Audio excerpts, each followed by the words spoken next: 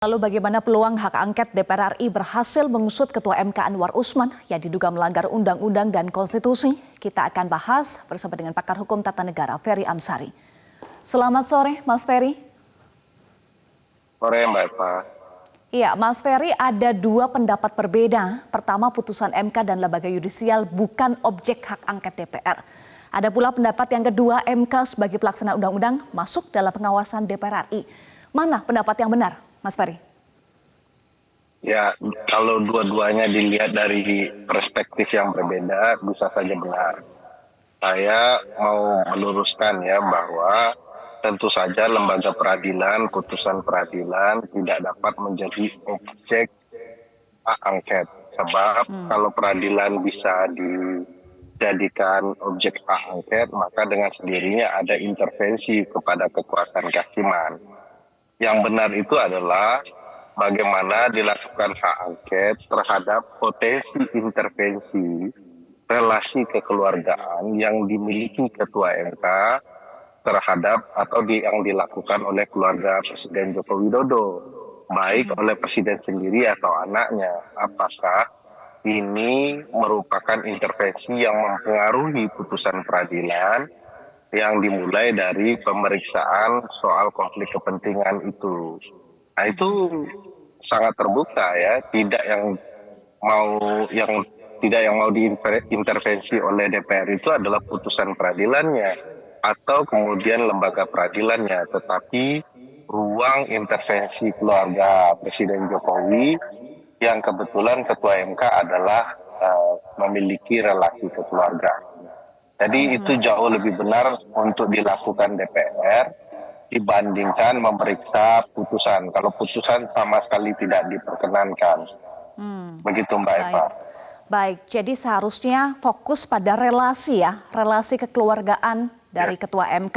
Tetapi kalau kita bicara peluang hak angket ini bagaimana? Seberapa besar peluang hak angket ini untuk mengusut Ketua MK?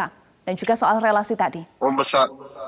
Besar sekali kan, PDIP saja 128 kursi ya. Sementara yang dibutuhkan untuk mengajukan usul 25 tanda tangan. Jadi tentu harusnya ini akan mudah ya untuk mengajukan usul hak angket yang kemudian tentu saja akan dilanjutkan dengan pembentukan panitia khusus panitia angket. Jadi nanti panitia khusus itu bernama panitia angket yang kemudian tentu saja akan diberikan nama ya panitia angketnya dan akan dilanjutkan dengan proses berupa semacam penyelidikan lembaga legislatif kepada pihak-pihak tertentu. Mereka bisa memanggil banyak pihak ya, termasuk juga Ketua Mahkamah Konstitusi bisa juga dipanggil. Harusnya akan mudah ya, tetapi kan hak angket ini melekat pada individu anggota Dewan yang dikeluarkan oleh Masinton, anggota fraksi PDI Perjuangan. Apakah hak angket yang dikeluarkan Masinton menjadi sikap fraksi PDI Perjuangan dan akan mendapatkan dukungan dari anggota DPR lainnya, Mas Ferry? Saya pikir Pak Masinton tidak dalam mencoba bermain-main dalam konflik yang sedang diperhatikan publik luas ini ya. Menemukan 25 orang tentu dengan relasi yang dia miliki, apalagi dari relasi partai dan komunikasinya dengan partai-partai lain, ini bukan sesuatu yang berat sebenarnya dengan komposisi kursi yang ada. Dan saya pikir walaupun dalam diam ya Partai PDIP itu sedang sangat terluka dengan langkah-langkah yang dilakukan oleh keluarga istana melalui relasi kekeluarganya di Mahkamah Konstitusi. Dan tentu angka 25 itu tidak terlalu besar dan tidak terlalu sulit, apalagi isunya membuat publik luas tidak nyaman. Tentu yang akan setuju tidak hanya representasi rakyat yang ada di PDIP, tetapi di partai-partai lain, terutama kubu yang berbeda cara pandang dengan istana, begitu ya. Baik, kalau hak angket jadi bergulir, Mas Ferry, bagaimana implikasinya pada putusan Mahkamah Konstitusi? Ya, kalau ternyata terbukti ya ada dalam proses penyelidikan hak angket, ada relasi yang patut diduga, ada permainan istana, ada keterlibatan konflik kepentingan Ketua MK dengan kepentingan istana, maka bukan tidak mungkin ini akan bergulir menjadi hak menyatakan pendapat. Namun di titik ini memang tidak mudah ya, karena akan membutuhkan dukungan yang jauh lebih besar ya dari anggota dewan.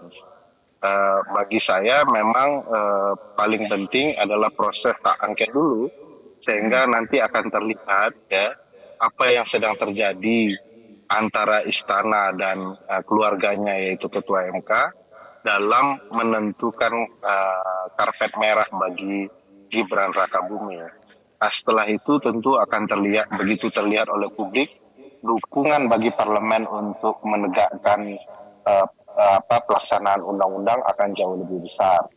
Bukan tidak mungkin ya, sekali lagi ini akan berujung kepada hak menyatakan pendapat, dan kalau sudah ada hak menyatakan pendapat itu kan bisa berujung kepada impeachment presiden ya. Baik, kita nantikan ya bagaimana dinamika yang masih terus bergulir di parlemen terkait dengan hak angket ini.